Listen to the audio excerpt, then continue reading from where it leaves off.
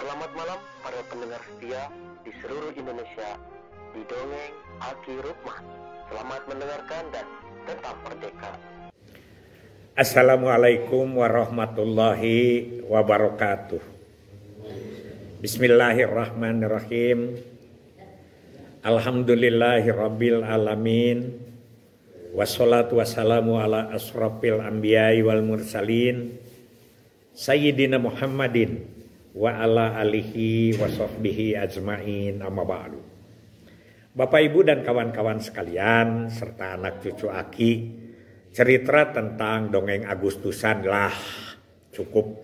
Aki hanya ingin mengajak kembali kita bahwa ini adalah momentum besar. Sebaiknya kayak kita juga berada di sana. Karena sebetulnya tidak terlalu kuno-kuno amat, begitu-begitu juga. Ya, walaupun memang sekarang katanya sudah zamannya berubah segala macamnya. Toh di desa itu sekarang yang namanya umul-umul itu masih tetap. Ya, masih tetap. Jadi umul-umul itu tidak kuno. Kenapa umul-umul lain ada berserakan, tapi kita malah tidak ada umul-umul kabeh? Itu salah satu contohnya saja. Dan ini akan cerita lebih panjang lagi soal itu. Sekarang Aki ditanya, bagaimana gerakan-gerakan kita yang berkaitan dengan quick wins? 5 poin pokok prioritas program Kemenduk Bangga. Aki sudah bercerita tentang yang pertama, ya, yaitu tentang stunting. Kalau stunting itu sudah banyak lah ya begitu. Yang jelas bahwa stunting itu kalau sekarang sudah lebih fokus lagi ya, ada Badan Gizi Nasional dan lain sebagainya lah. MBG ya, makan bergizi gratis. Dan walaupun koreksi segala macam, biasalah itu kalau orang yang nyinyir mah biasanya tidak melihat dari segi yang baiknya, selalu dia menjaga dari kejelekannya. Tapi itu juga bagus koreksi buat kita semua, asal jangan diiming-imingi dengan fitnah. Nah, sekarang yang kita tunggu-tunggu adalah bagaimana 5 ini. Yang kedua, Aki ingin ngobrol malam ini tentang GATI, Gerakan Ayah Teladan Indonesia. Ini gerakan kok belum dimulai-mulai begitu. Dan gerakan itu kan tembusnya di bawah tuh. Gerakan itu dari atas masih terus sampai ke bawah, breng gitu di bawah ya. Diikuti orang banyak di banyak tempat, berlangsung lama dan tumbuh atas inisiatif sendiri. Itu tentang gerakan. Nah, ini belum banyak di kita. Kadang-kadang sudah menyatakan kawan-kawan kita di lapangan yang tentu saja kemarin ya, kita sekarang itu BINTEK itu bimbingan teknis itu, dulu itu kan itu mah nomor 1 ya, nomor 1. Bimbingan sekaligus evaluasi, sekaligus pengawas. Ya dibimbing, ya diawasi. Tapi sekarang juga begitu, harus ada yang nyebut itu inovasi. Saya kira tidak inovasi.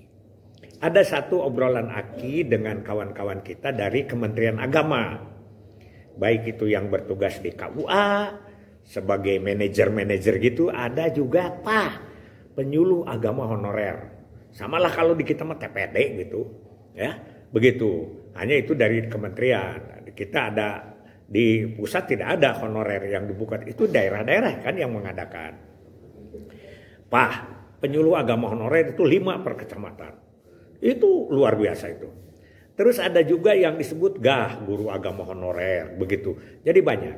Nah, ketika cerita tentang gerakan Ayah Teladan, Aki bilang bahwa kita itu punya yang disebut dengan 9 orang tua hebat. Langkah keempat adalah peranan ayah di situ.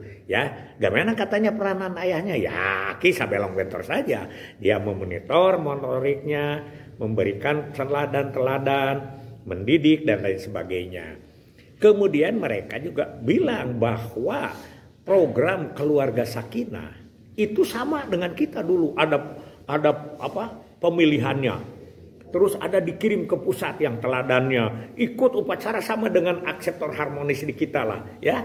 Jadi pasangan harmonis di kita dengan keluarga sakinah itu bersama.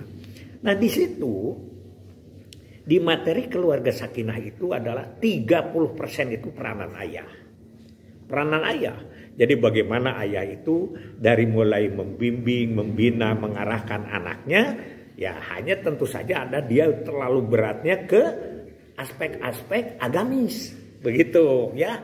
Bahkan mereka mencontohkan bahwa Sayyidina Ali itu memberikan ajaran kepada orang tua itu bagaimana memperlakukan anak. Anak 0 sampai 7 tahun membaginya begitu, jadi tidak balita mereka. 0 sampai 7 tahun itu adalah anak dijadikan raja, seperti kepada raja, disembah, dipuji, begitu di ayun-ambing, di memanan, di apalah begitu dilayani dengan baik dan sebagainya. Itu seperti raja.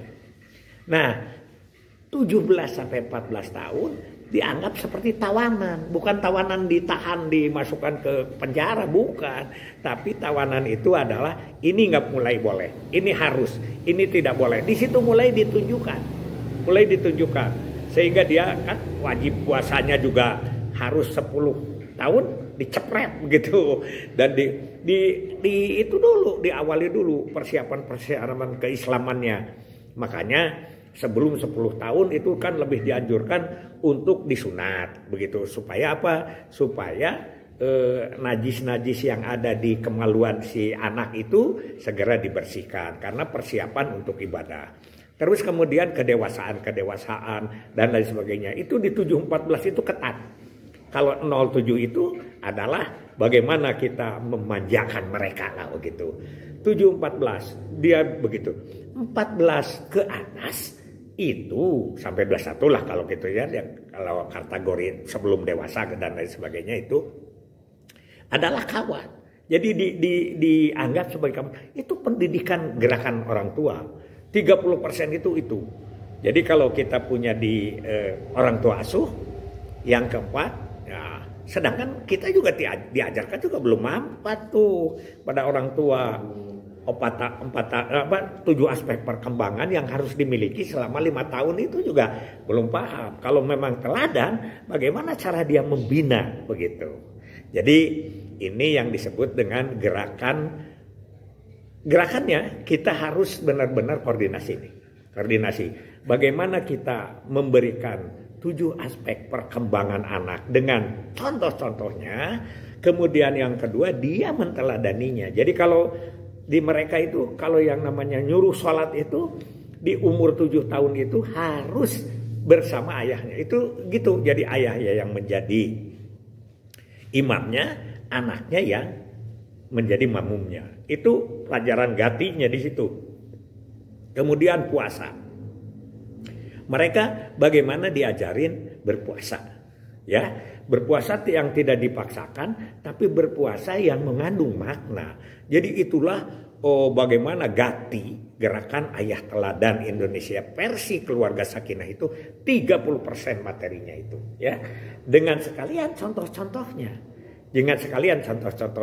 Yang bagus mengajarkan Yang bagus mengajarkan ngaji itu harusnya ayahnya. Tapi kan kita kita mempercayakan aja kepada ustadz. Kan ustadz dulu malah tidak dibayar. Kalau sekarang kan di sekolah-sekolah agama Islam malah harganya luar biasa. Ya, Aki juga kan ada cucu, ada yang 1,5 juta sebulan, ada yang 1 juta sebulan, itu di SD nggak apa-apa. Tapi mereka belajar bagaimana cara hormat ke orang tua. Sampai ada yang fanatik ya di salah satu sekolah, dia anak di bawah 7 tahun tidak boleh kelihatan aurat sama yang lain. Itu laki-laki. Wah, itu mulai gerakan-gerakan di situ bagaimana pendidikan. Nah, karena kawan-kawan kita dari penyuluh agama itu lebih cenderung ke soleh. Nah, kita warnai, kita koordinasi. Jadi anak itu sebelum soleh itu ada proses. 1 harus sehat, 2 harus pinter, 3 soleh. Nah, inilah koordinasi pelajaran kita dengan mereka bagaimana supaya serasi, selaras, dan seimbang. Jadi gerakan ayah teladan itu kita masuk kemana-mana ya, termasuk itu. Besok Aki akan menguraikan bagaimana ayah teladan di Peka. Peka itu adalah perempuan kepala keluarga yang sudah kehilangan ayahnya itu, kehilangan kesayangannya, ya. Walaupun peka itu ada juga suaminya, tapi suami yang tidak berperan sebagai kepala keluarga karena keterbatasan kekuatan badan atau tidak bisa mencari nafkah. Nah, inilah yang disebut dengan bagaimana kita menyebarkan gati. Gati itu bukan barang mudah, tapi bukan barang susah. Yang tetap harus ingat, gati peranan kita di mana. Jangan sampai kita kembali ke gati dengan materi-materi orang lain. Kita kembali lagi ke standing dengan materi-materi orang lain. Secara kemandirian apa kita rumuskan? Silakan. Apa isi pesan kita? Apa contoh kita? Apa intervensi kita di dalam gerakan Ayah Teladan Indonesia? Insya Allah besok disambung. Hasbunallahu wa ni'mal wakil, ni'mal maula wa ni'man nasir. Wassalamualaikum warahmatullahi wabarakatuh.